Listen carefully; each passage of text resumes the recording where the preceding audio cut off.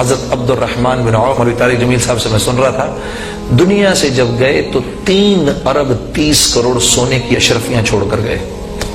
یہ کاغذ کے پرچے نہیں. ہم نے اس صحابہ کو کیا سمجھ رکھا ہے؟ حضرت زبیر بن عوام 5 کروڑ سونے کی اشرفیاں چھوڑ کر گئے.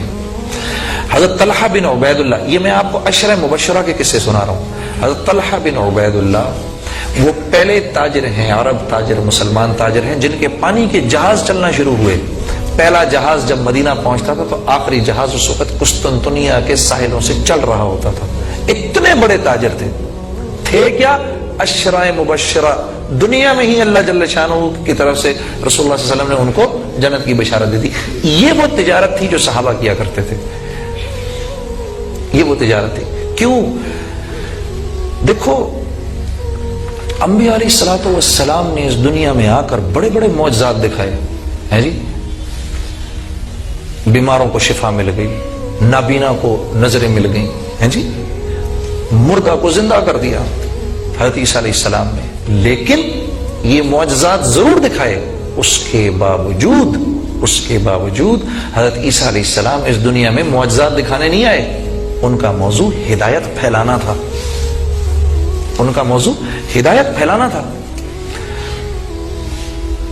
تو جب اتنے بڑے بڑے معجزات دکھانے والے مجھے اور تمہیں اللہ کی طرف بلا رہے ہیں، تو میں اور تم، ہم کہنے کو تو ہم کہتے ہیں اہدنا الصراط المستقیم صراط الذین انعمت علیہم، اے اللہ مجھ کو راستہ دکھا انعام یافتہ لوگوں کا.